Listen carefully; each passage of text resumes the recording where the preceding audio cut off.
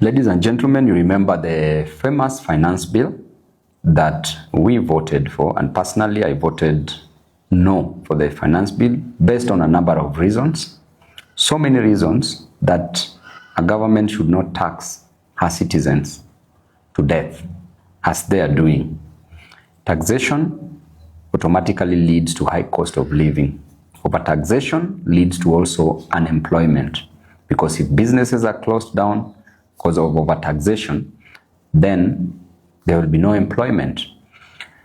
I've seen from certain quarters a few individuals with probably little knowledge trying to debate about increasing taxes on imports, especially sugar.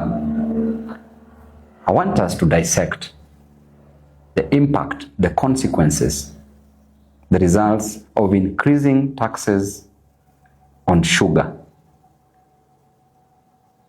Ladies and gentlemen, truth is not truth when it comes from the devil. We were told clearly by the finance chair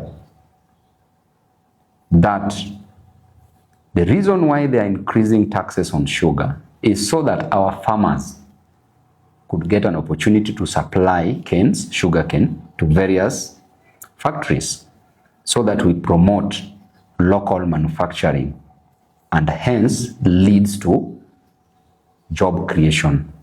I agree to that extent. But I want you to dig deeper and think, not at face value. But I want to tell you that increasing taxes on imports, especially sugar, where the consumption rate in Kenya is so high, demand is so high, Kenyans consume 1.14 million metric tons, while we are only capable of producing 610,000 metric tons, which means we need over 500,000 metric tons, which we get from imports. So it means that the capacity to produce sugar can only give us 610,000 metric tons. We don't have the capacity still to produce 500,000 metric tons. Then it means that increasing taxes on imports will still increase the price of sugar in Kenya. Why? Because increasing taxes on imports is only desirable and helpful to Kenyans, especially on sugar, if we have the capacity to manufacture sugar that is sufficient for the 57.5, approximately 58 million Kenyans.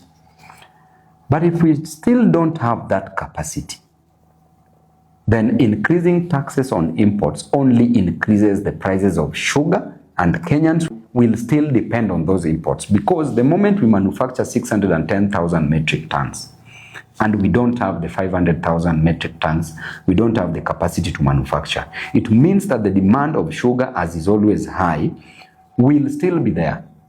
And therefore, Kenyans will stop focusing on the locally manufactured sugar, which is only 610,000, will want an additional of 500,000 metric tons, which is imported. So therefore, they will still buy this sugar expensively.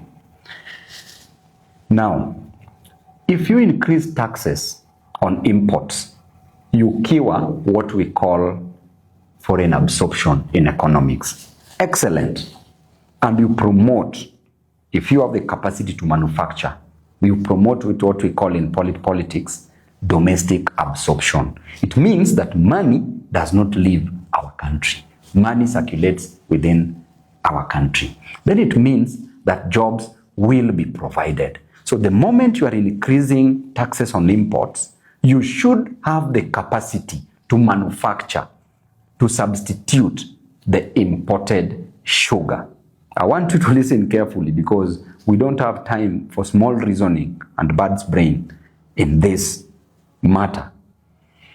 So, Kenyans, how is our current situation in terms of manufacturing of sugar, manufacture of sugar? We have companies, approximately close to around 17 of them. All these factories that are manufacturing sugar, the likes of Sony Sugar, Mumias, Muhoroni, Owino, all these companies have been leased out to private individuals. And in these companies, up to date, farmers have not been paid their dues. It means that the factories are not doing well. Farmers have not been paid. Number two, workers who are working in these factories have not been paid up to date. Look at Mumias, look at Sony Sugar, look at Muhoroni. They have not been paid up to date. So it only tells you that we don't have the capacity to manufacture the required sugar for our population. Therefore, what is next?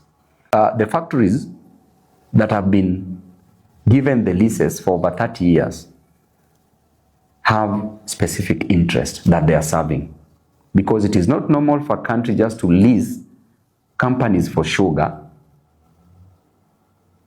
to private individuals. It is not very normal to do it en masse the way it has been done to so many companies, which means that they are reporting specifically maybe to one person, and that is where profit is being accumulated. To make matters worse, even in Mumias Sugar Company, every sugar company, we are not manufacturing. Right now, we are not doing enough.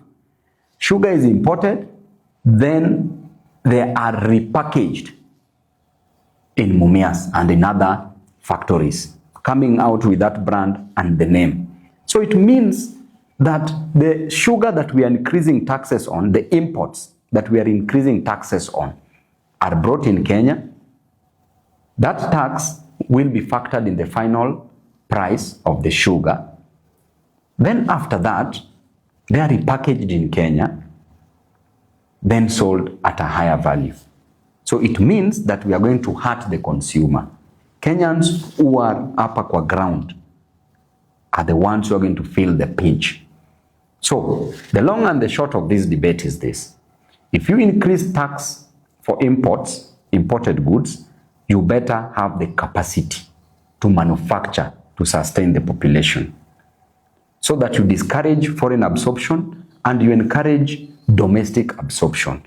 That way you will even create jobs. That way our farmers will be happy. But in a country where farmers are not paid, workers are not paid, if you even discourage imports from our country by increasing taxes, how are you helping our farmers here? If you're not paying them now, what is happening?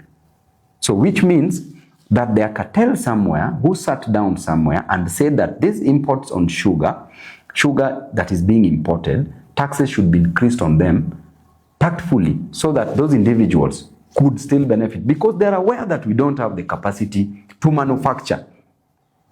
So therefore, we were being treated with so much misrepresentation of facts.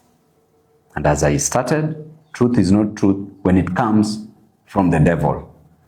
That debate is done. So any person when you are kona manena ati oh Babu, this is this, you are thinking just what type of a brain is that? But anyway, thank you Kenyans, get informed.